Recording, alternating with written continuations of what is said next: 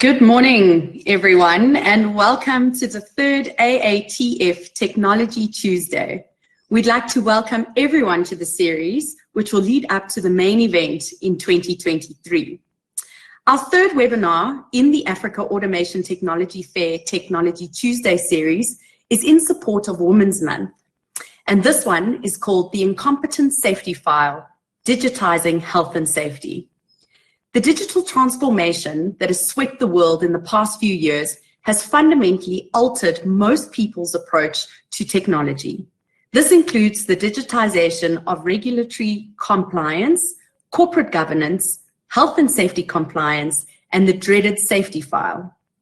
To survive, health and safety decision makers will need to embrace innovation and adopt change in a hurry to transform business performance. Innovation is very rarely the discovery of something completely new, but more the adoption of better tools and services to replace non-practical situations and digital solutions that deliver increased efficiency and agility should always be sought after options. Our presenter this morning is Ingrid Osborne, who is an electronic engineer by profession, and she is the co-founder and CEO of Hsec Engineering Group. In 2015, Ingrid had the honor of winning the regional BWA Businesswoman of the Year award in the professional category, and now enjoys giving back to this award through judging. In 2016, Ingrid received her PR Engineering Professional Engineer accreditation through the Engineering Council of South Africa, EXA. Ingrid is featured in numerous publications such as Railways Africa, South African Instrumentation and Control, VentureBurn, Business Insider South Africa, Investing.com, and Business Leaders Magazine. Railways Africa featured Taking the Stress Out of Rail, a cover story in which Ingrid and her team were instrumental in introducing wireless and battery technology on rail to monitor rail stress. South African Instrumentation and Control featured a story of Ingrid and her team celebrating the work they did for the terminal control system upgrade at RBCT. Most recently, the other publications are related to their flagship product, Hsec Online, which is making waves in the health, safety, and compliance arena. Without further ado, I'd like to hand over to Ingrid, who's going to be talking to us about all things to do with the safety file. Over to you, Ingrid. Thanks very much. It's a little bit of a trip down memory lane for me. All right, so can we all see the screen? Happy? Okay, excellent. All right, well, our subject today is the Incompetent Safety File, Digitizing Health and Safety. And digitization has been with us for quite some time, and I'll take you through some old familiar examples of changes in technology that have fundamentally changed the way we do things. South African businesses have been pretty slow to adopt and implement the changes in digitization. I mean, there are some organizations that are way ahead of the game, but too many that remain behind. Fighting corruption and requiring accountability is key to our success going forward, and we can only do this through digital, transparent, automated systems. And there seems to be a real reluctance or procrastination to bring about the critical change, or perhaps a fear as to what the impact might have on our jobs in our country, considering the current status of unemployment. So I think we should have an honest discussion about it, look at some case studies, analyze the outcomes of digitization, and unpack what it does, what it is, and who it affects. So the title of this slide is the Incompetent Safety File, and we will reference this quite a bit as we go on. But digitization is a very broad topic, and it can be applied across multiple industries and applications. So I hope you can see that throughout this presentation. So whenever I think about digitization, I think about video killed the radio star. This song was initially written in 1979, and it was meant to refer to the transition of everyday digital media. So in the 60s, American households had slowly transitioned from radio to video as televisions became more accessible for the average family. And this was probably happening in South Africa in the 70s and 80s. So now, instead of tuning into radio for the nightly news or entertainment, families were turning on their televisions and thus signaling the beginning of a shift in media consumption. And the lyrics, "Video killed the radio star," are meant to be taken quite literally. The increased popularity of television as a form of information and entertainment ultimately changed how music was received. Music videos became the new standard of determining if a song was going to be successful or not. It was no longer about the words and the tunes. It was about the moves, the dance, the people, the looks. Ironically, the video for this particular song was the first one to ever play on MTV. So Blockbuster Video was an American-based provider of home movie and video game rental services. So services were offered primarily at a physical video rental shop. You know the drill. You would drive into town to rent a movie or two, spend hours looking at the shelves, arguing, and eventually selecting 2 videos to watch at home, sometimes renting the video machine or DVD machine and the TV as well. And when it came back to returning the video, you slipped it through that return slot under the cover of night or during closing hours because it was returned late. The company expanded internationally through the 1990s, and at its peak in 2004, Blockbuster consisted of almost 9,000 stores and it employed approximately 84,000 people. Poor leadership was a major factor leading to Blockbuster's decline, as was the growing competition from Netflix with their mail order service and video on demand. Significant loss of revenue occurred during the late 2000s, and the company eventually filed for bankruptcy protection in 2010. Once a valued $3 billion company, Blockbuster owned over 9,000 video rental stores in the United States alone. And in 2010, after turning down the chance to buy Netflix, Blockbuster filed for bankruptcy with almost $1 billion in debt. And what happened? Why did this happen, we ask ourselves. Outdated technology and outdated business models. But the key takeaway here is that people still watched movies. They just used a smarter, more convenient technology. So you don't have to reinvent the wheel when it comes to digitization. I mean, the movie industry is not dead. They're just doing it differently. When Netflix started, it started as a mail order movie rental business. Keep the movies as long as you like with no late charges. In fact, it started like that because the founder of Netflix was charged a late return fee. In 1 year, Blockbuster made $800 million from late fees alone. Netflix gave that up. That was their competitive advantage, to bring better value to the customer. Netflix was a fledgling business. Blockbuster had all the capital in the world to make the technology switch, but it took Netflix with a limited budget to do so. A failure to adapt to innovation and changing consumer preferences have been the cause of many business demises over the years. Blockbuster was no different.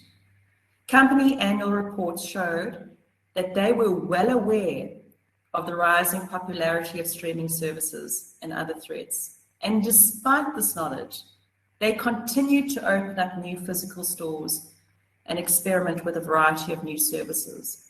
It took Blockbuster more than 5 years to offer a similar service to compete with Netflix, and even longer to cut the late fees. And during these years, Netflix built an unassailable competitive advantage. Don't fall behind. A huge loss could have been avoided through insightful leadership. So what does digitisation mean? Everyone throws these words around, and I think this is the best description. The X-Group group on future skills needs, the EGFSN, advises the Irish government on current and future skills needs of the economy and on other labour market issues that impact on Ireland's enterprise and employment growth. It has a central role in ensuring that the labour market needs for skilled workers are anticipated and met. So they did a study called Digital Transformation, assessing the impact on digitisation on Ireland's workforce. And they described digital transformation as the key to business success. To remain competitive and relevant, businesses need to constantly evolve, adding new products and services to respond to changes and needs in the market. Technology allows businesses to do this faster, more accurately, and more cost effectively. Technology allows firms to repurpose their existing offerings and diversify into new areas or industries. And finally, this has the potential to create new jobs. For me, it's so much simpler. Digitisation is cheaper, faster, smarter, and safer. But before we go on with digitisation, let me share with you my journey, or our journey, of digital transformation in the health, safety and compliance industry and the changes it brought to our business. So Hsec Engineering Group was a typical projects engineering company, and we used to do various software control and automation projects. So as you heard, I'm an electronic engineer by profession, so this was our core business.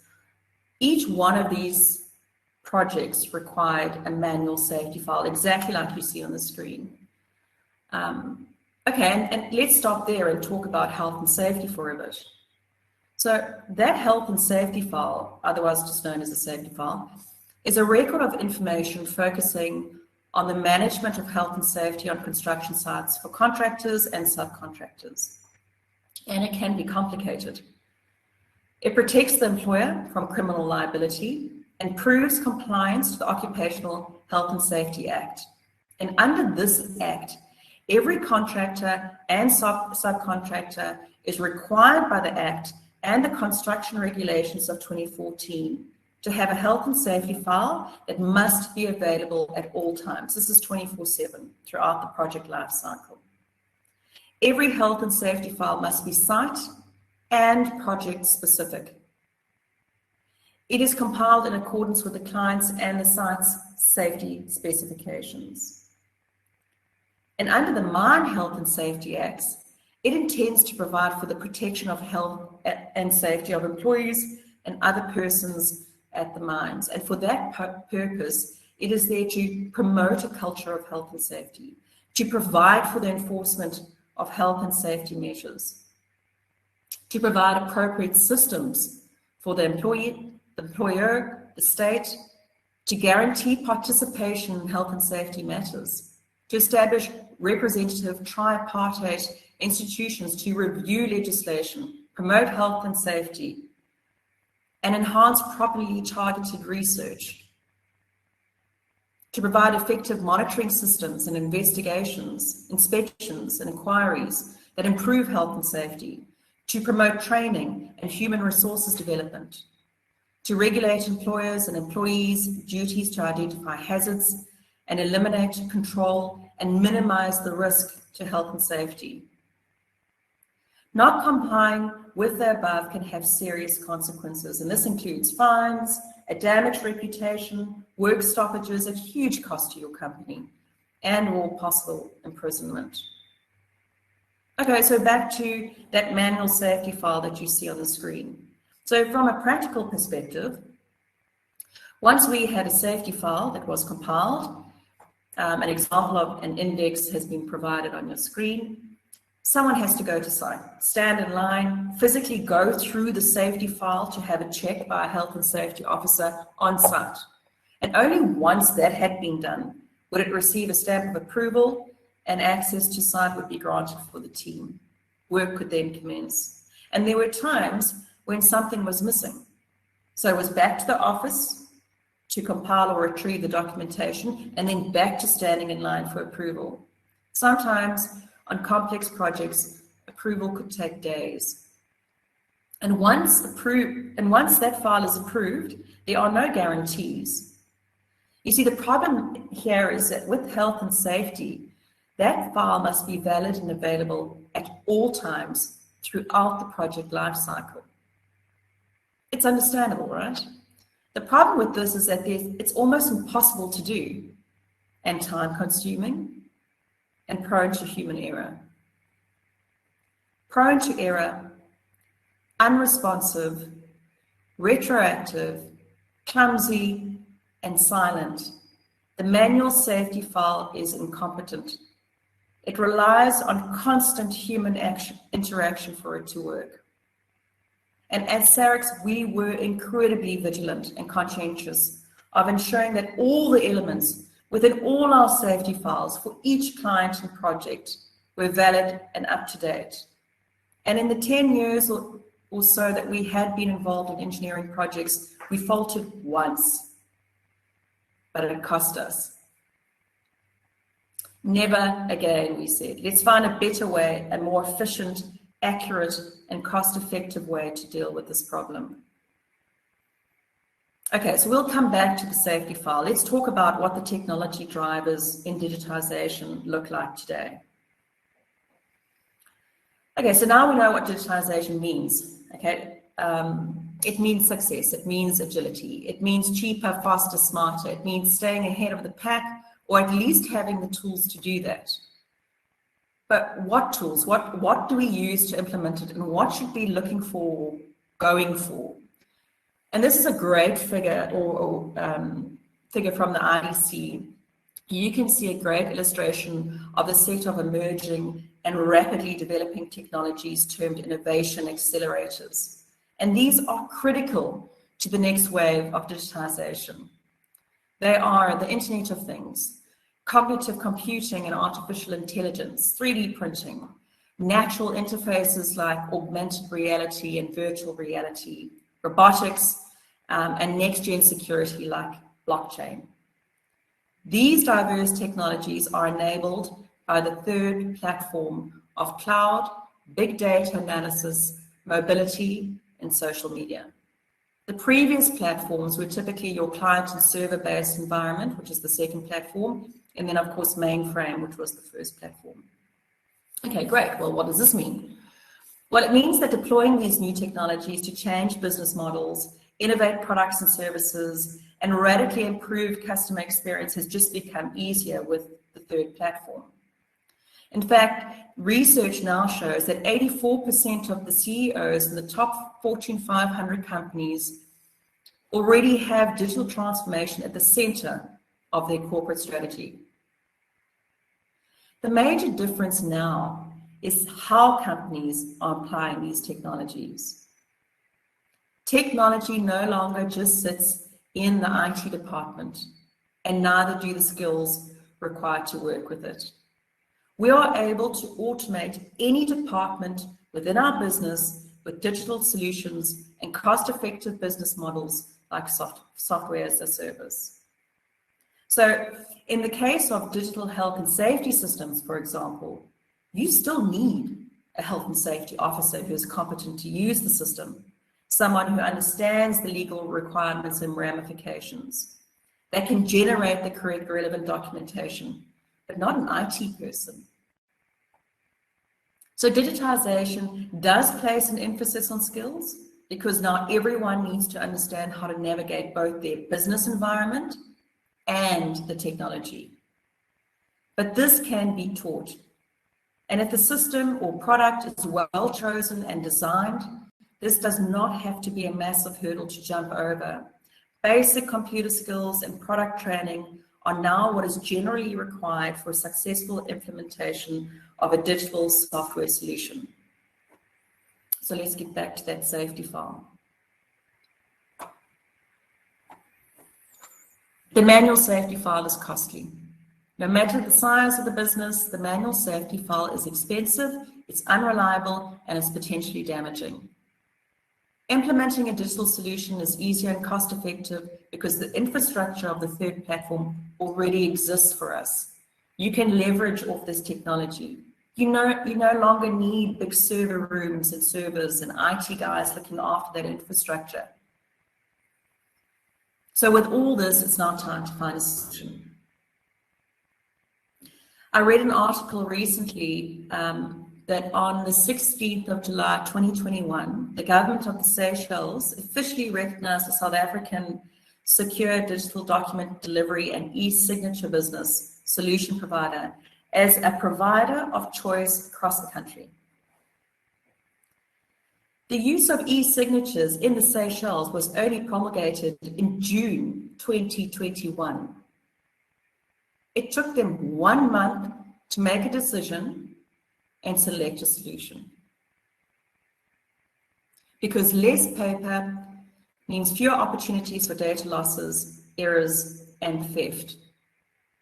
Digitization is the only answer, and there can be no doubt that it can be implemented effectively and immediately. So the key drivers to a successful health and safety and regulatory compliance solution would be to ensure that the process of document handling is convenient, legal, and safe. This, coupled with a reliable chain of custody, the digital solution must then deliver improved operational efficiency and compliance. I would actually say a guaranteed efficiency and compliance. Delivering a paper solution for everyone in the supply chain, no matter their device of choice or whether they are a contractor, subcontractor, or client. When looking for a successful digital solution, it must check all the boxes. And for us, in terms of a health and safety compliance solution, it was the following. A cloud-based solution, check. Be able to create digital safety files site-specific for multiple clients, check. Online file approval by the client, check. Ensure digital transparency between all the parties, the contractor, the subcontractor, suppliers, the client. Digital security guaranteed. And I'm not just saying, yes, our product is secure. I'm saying, where's your proof? Where are your ISO certifications? Where is your external penetration testing? It must be easy to use and implement for any organization. Again, taking into account the skills thing. It must allow for digital signatures and the use of mobile technology to make it available anytime, anywhere. And finally, for us, it must guarantee compliance and accountability. These are the pillars we needed as a business to solve our document compliance problem. And did you see what I just did there? Because suddenly our health and safety file solution had become so much more than we ever planned it to be. It was now a company, document, and regulatory compliance solution for every department, including our subcontractors, our suppliers, our employees, and our equipment. A better way of doing the old stuff with great outputs and assured success. Like the manual safety file, the digital safety health and safety system is a living thing. And due to the speed of all the technological changes we are facing, treating digital transformation as this once-off project would mean that in a very brief time, the company would once again be behind competitors and peers in the market. But there's one major difference between the manual safety file and the digital safety file. The roles between the manual safety file and the health and safety officer have changed, and the outcomes are immediate, manageable, and actionable. Now your digital system will notify you of expired documentation ahead of time, one document at a time. You will no longer have to manually check and search. The digital system will tell the client when the safety file is fully compliant, or when an updated document has arrived that needs to be checked and approved. No more waiting in lines. The digital system will be visible to all parties, encouraging transparency and enforcing accountability. Changes, such as changes in legislation, they can be effective immediately, and all parties notified at the same time. All this in a secure, traceable, auditable, reliable system. Digitization is a tool that enables professionals and health and safety practitioners in particular to be exceptional at their job. And it doesn't end there. Digitization will impact the business in at least one of the following ways. It will allow a business to undertake new activities that were not previously possible, such as anticipating training needs.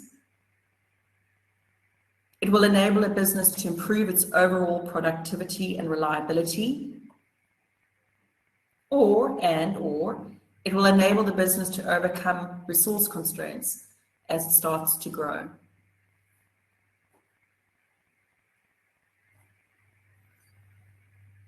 The impact of our digital transformation has been enormous.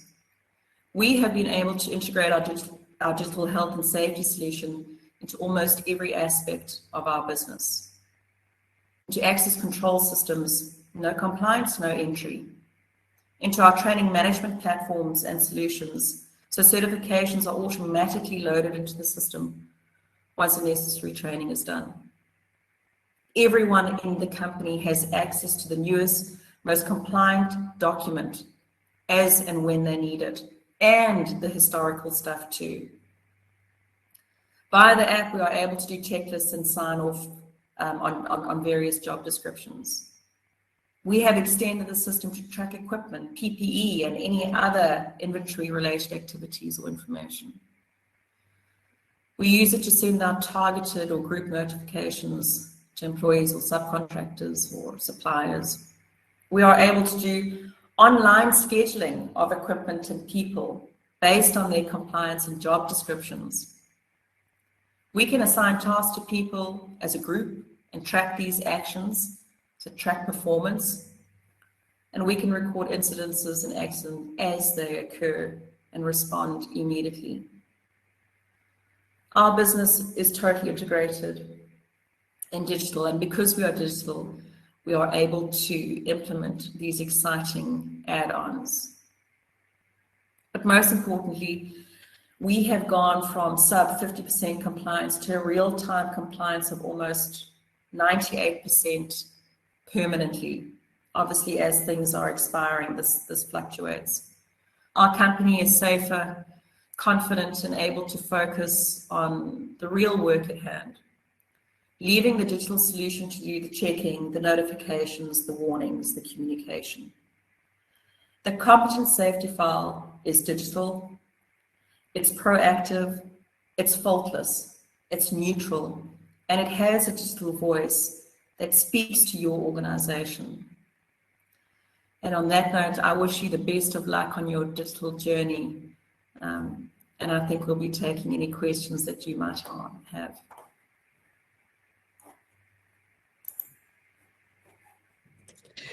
Great, thank you so much, Ingrid. Lots of insightful information there. And yes, going digital is the way forward. As Ingrid mentioned, there is an opportunity for you to ask questions. You are welcome to type them in the chat and we can address those live. If you don't have any questions right now and wish to address something later, please feel free to get in touch with us and we will forward those on to Ingrid and come back to you accordingly.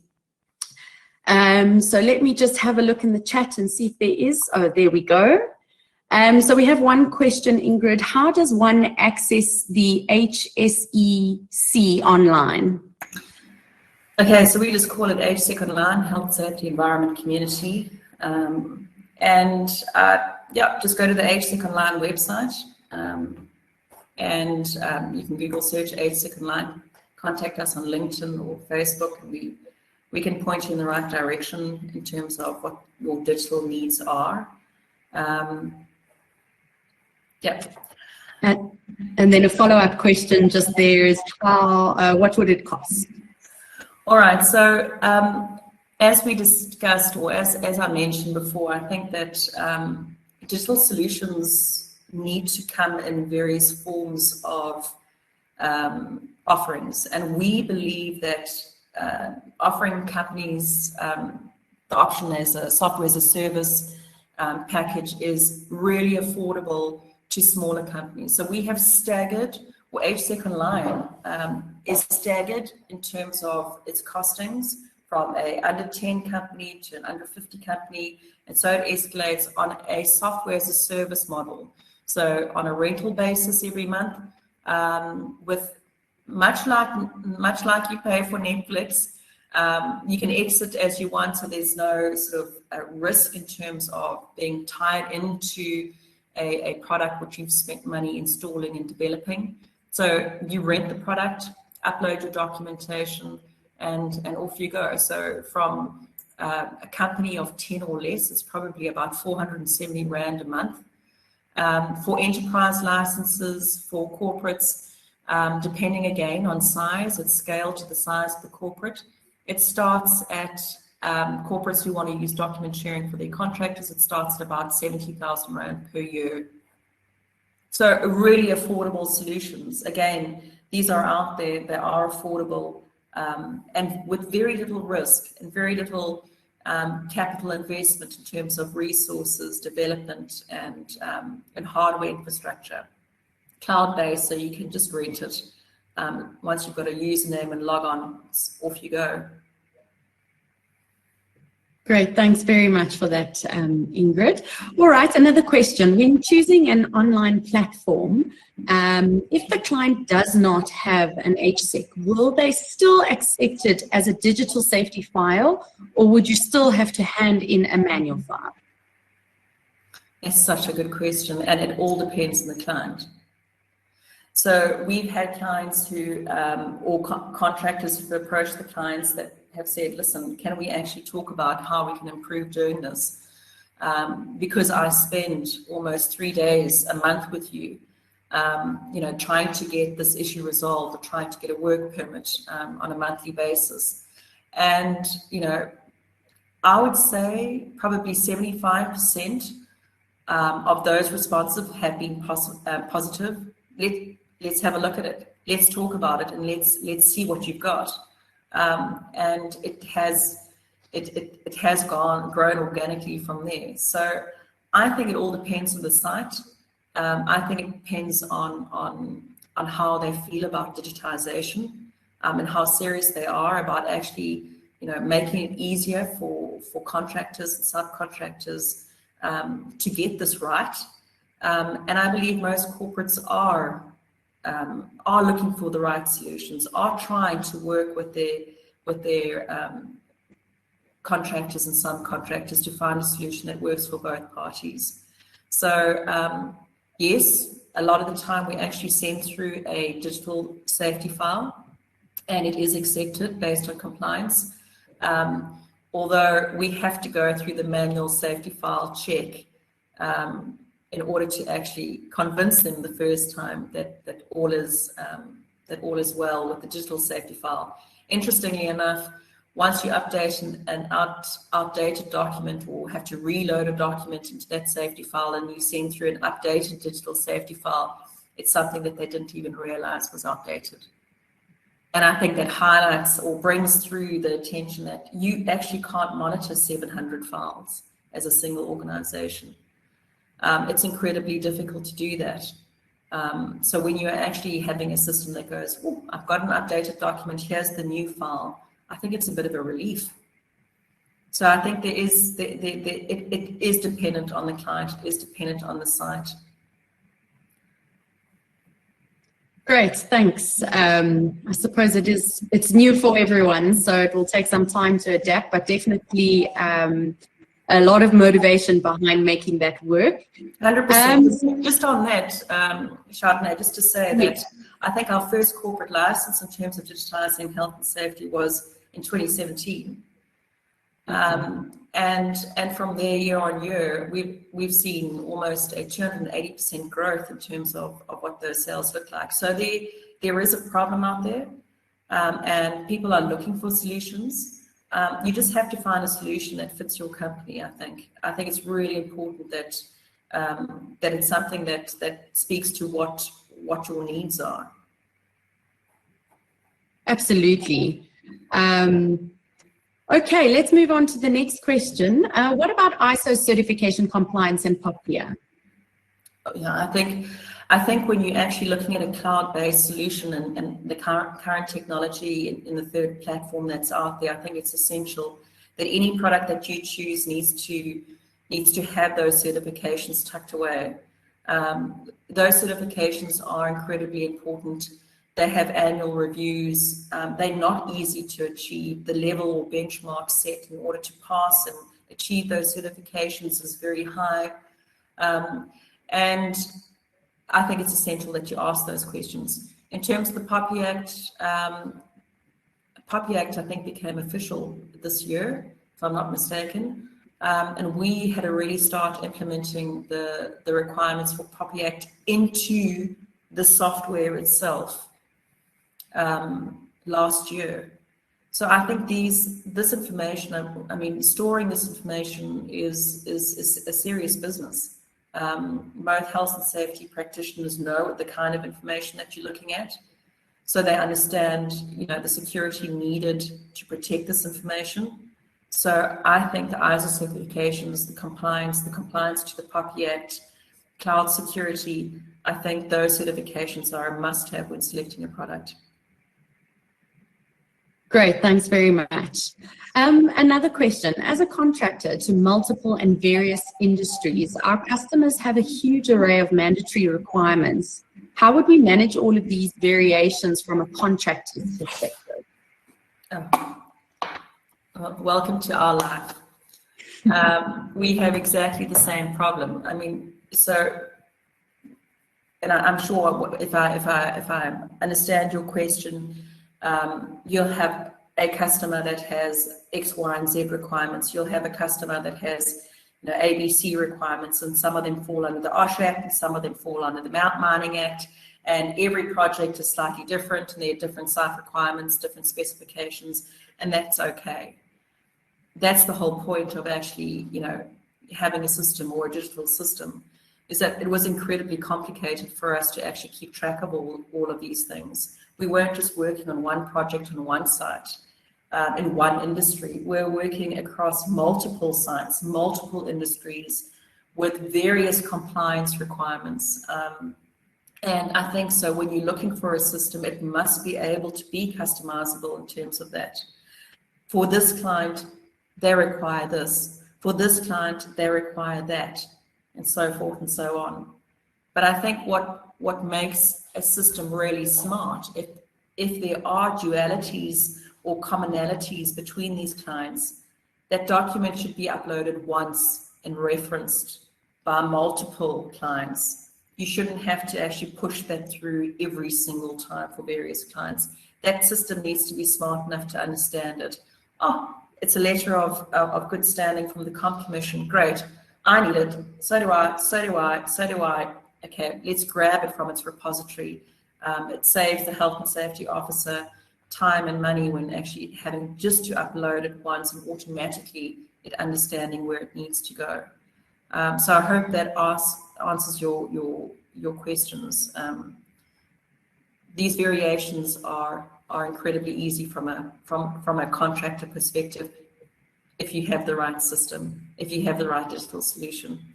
It's exactly the problem we had, and we've managed to solve that. Great. I think we have a great follow-up question to that as well. We have site and plant-specific safety files.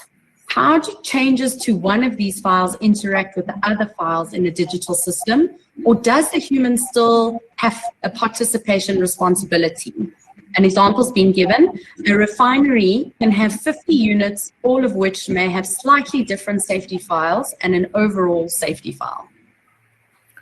The configuration in terms of what you need is completely flexible. So if you almost at the beginning of a project, define your requirements. Here are the 50 files. Here are what each one of those needs. These are the commonality points between them. And start it off like that. And upload and map your documentation accordingly. Once that's done once, from then onwards, it would be just a matter of renewing that documentation. For common documents, you'd have to upload that once and it would automatically feed through to all 50. For specific site documents, the renewed documents, you would just have to upload once to that particular site and only look at that document again when it expired. So initially, yes, of course, we need the guidance of our health and safety officers. We need the guidance of the professional people involved to determine the scope. We need the site involvement to understand what this digital safety file looks like. And of course, it's not static. You might find that you need to add something at a later stage, or legislation requires you to add additional compliance documentation, and that can be done on the fly. But you would have to go through an implementation process of actually taking that manual information and putting it into a digital safety file and managing it after that. And I'm not going to lie and say that this is the process that happens overnight. Implementation in terms of taking all your digital safety information and converting it into a digital safety environment is going to take effort and time. I think the quickest we've ever done it is probably within a week, if a site or if a particular client is very organized. But once that's done, the hard work is over and it becomes exception monitoring rather than a monitoring on a full-time basis and having to go through everything at once. It's just replacing documents which pop up as expired. So I don't think that, I hope that answers your question. That was from Mervyn. Mervyn has come in to ask if the plant safety officer changes his specific safety file, who checks if it is relevant to another plant safety file? All right, so I think that if a plant officer changes his specific safety file, I'm assuming that that's someone from a corporate environment. Is it relevant to another plant safety file? All right, so I think we need to understand the process of the safety file. The site, in terms of their health and safety practitioners, determine the requirements for that particular site based on legislation, based on specific site requirements. The contractor, of course, then responds with providing them with these documents and this compliance. This documentation, of course, on a digital environment, in a digital environment, can't just be assumed to be correct. The health and safety officer would still receive the document, have a look at it, check it, approve it or reject it. In which case, that communication is on a digital platform. The contractor will actually see that process occurring live in front of him. So if you've accidentally sent a copy of your dog instead of your ID, that process will be rejected and you'd have to upload a new document, of course. And eventually, once it's approved, it would be locked until a change occurs or expiry date is reached.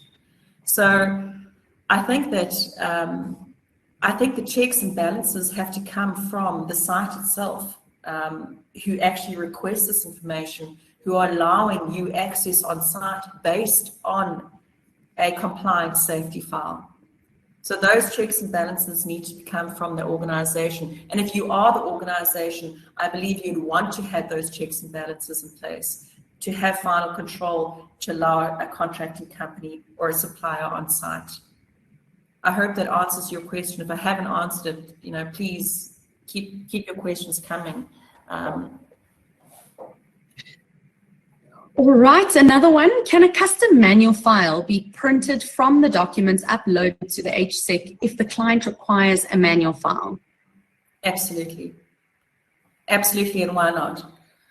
I think that it's important, to have a printable version.